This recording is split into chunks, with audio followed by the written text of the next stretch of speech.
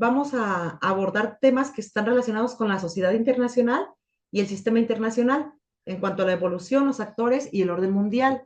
Vienen un montón de lecturas, algunas yo sé que es difícil hacerlas en la misma semana, luego es mucho material, entonces si hay alguna otra bibliografía que ustedes consulten, está bien. El objetivo es que, pues, que se aborden los temas que están relacionados a la semana o a la unidad, pero muchas veces ustedes encuentran también otra bibliografía que incluso está más actualizada y no tengo ningún problema con que la utilicen.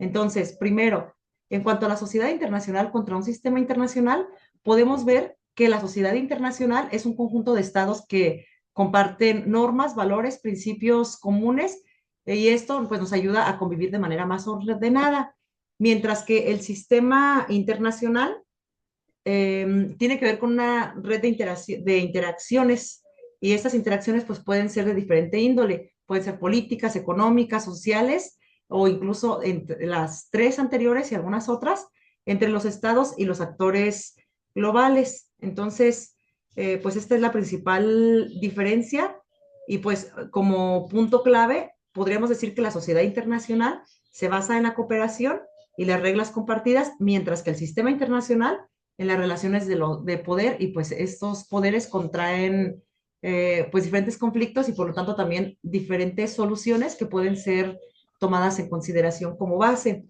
El sistema internacional es un conjunto de relaciones que se establece entre diferentes actores en diferentes también escenarios mundiales.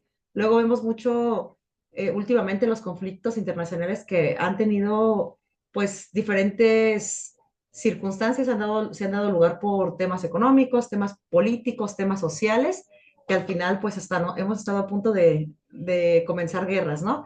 En los últimos meses, en los últimos años.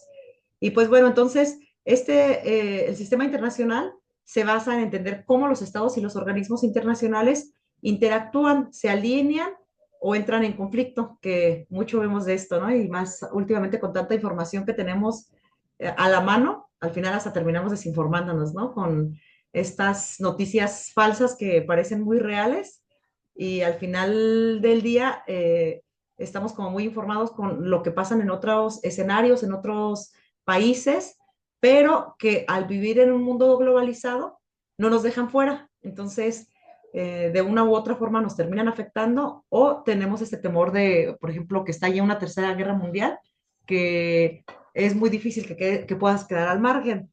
Entonces, este sistema se caracteriza por la interdependencia, el equilibrio del poder y la anarquía, que ya no existe una autoridad superior a los estados, ya que no existe, perdón, una anarquía, entonces una autoridad superior.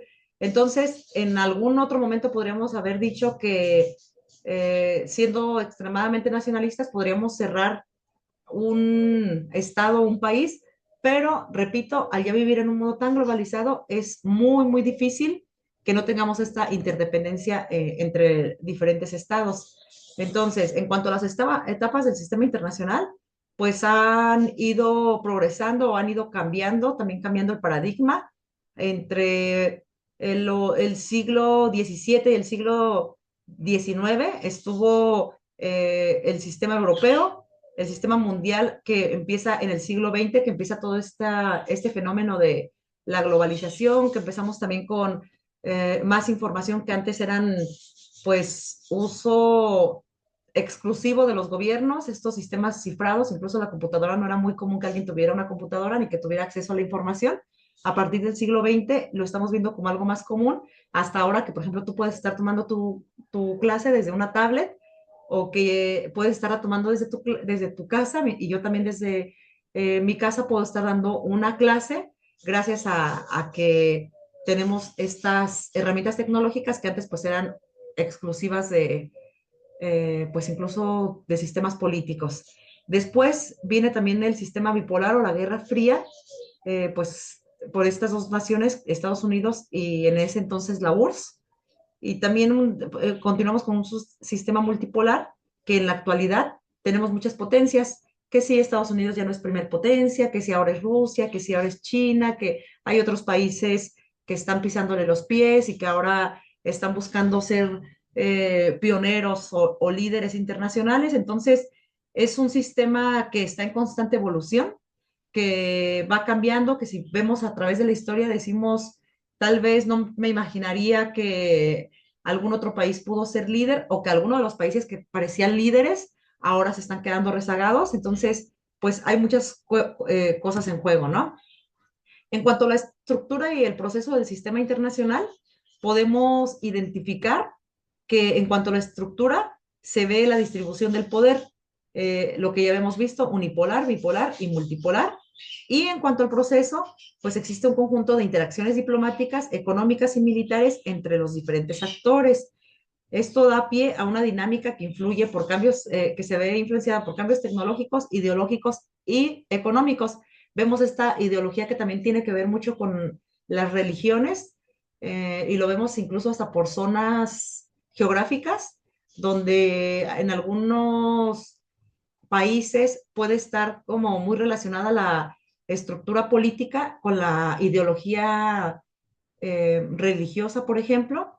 Entonces, esto hace que incluso en algunos puntos se tengan como que tomar acciones o que se tomen acciones más extremistas, mientras que en algunas otras regiones está un poco más separado esta parte de la religión con la política o con el sistema económico, y entonces tiene que ver también mucho el sistema, o más bien el punto cultural, ¿no? Este enfoque o este contexto cultural de cada uno de los países. En cuanto a la tipología de... Ay, avancé.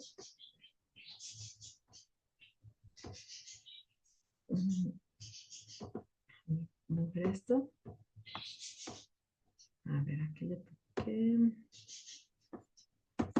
Voy a compartir. ¿Se sigue viendo la diapositiva? Ah, gracias.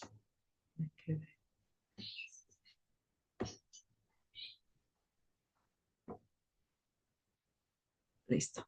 En cuanto a la tipología de los conflictos, pues existen de diferentes índoles: el político, el económico, social y cultural, y ahora empieza también a tener mayor relevancia los ambientales. Incluso ya estamos sujetos de manera diplomática o de manera incluso hasta a veces pudiera parecer discursiva, pero ya estamos eh, sujetos a esto, a los ODS, porque ya tenemos que contemplar también el medio ambiente para poder solucionar todos los conflictos que tenemos también de índole pues ambiental. Entonces, no es un problema menor, y de repente también da la impresión de que es un poco discursivo y que en la práctica hay poca relación entre la toma de decisión política y económica, tomando en consideración el medio ambiente, pero al menos ya está en el discurso. En décadas pasadas ni siquiera se hablaba del medio ambiente, o de no tenía tanto impacto a la hora de elaborar una política pública, por ejemplo.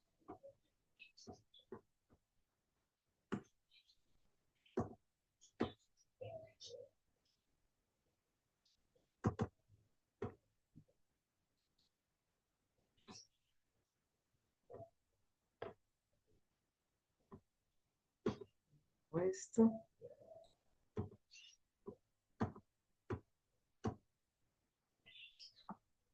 Bueno, y en cuanto al orden internacional, pues podemos ver un conjunto de principios, normas e instituciones que regulan el comportamiento de los estados. ¿Cuál es el objetivo? Mantener la paz, la seguridad y la estabilidad global.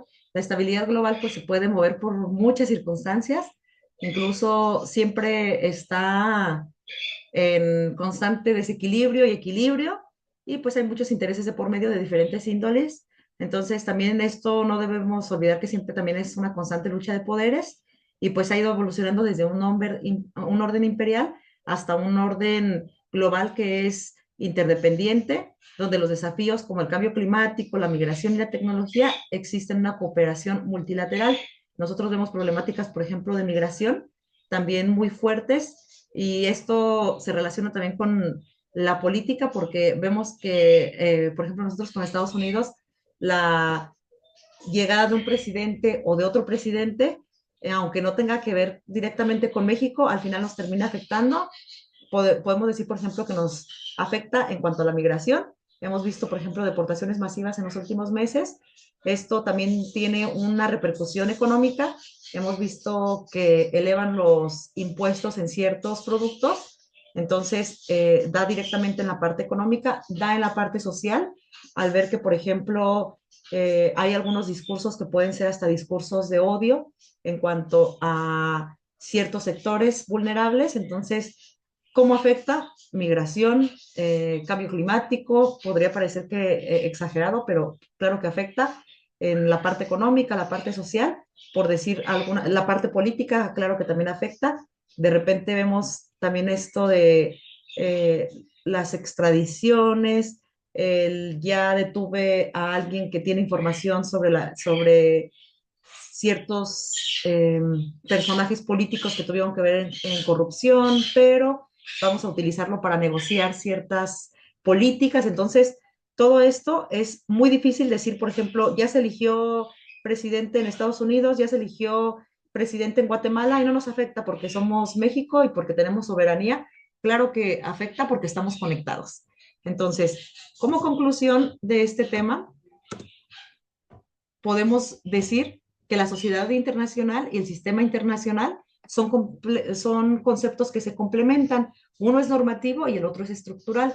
Su comprensión permite analizar los equilibrios del poder, los conflictos y las formas de cooperación o de solución de estos conflictos, porque finalmente al estar buscando un equilibrio de paz, es necesario darle, pues, si no bien solución, es mitigar los estragos de estos procesos de cambio, y el orden internacional pues va a actuar en cuanto a estas transformaciones porque son transformaciones constantes. De la misma forma también en otros países afecta el cambio, por ejemplo aquí de presidente, así como a nosotros nos puede afectar una política de migración de Estados Unidos, nosotros también a su vez al sur, alguna política de migración en la que se prohíba ya el paso o ya se tengan medidas más exigentes para que no pasen las personas del sur a México, pues también afecta.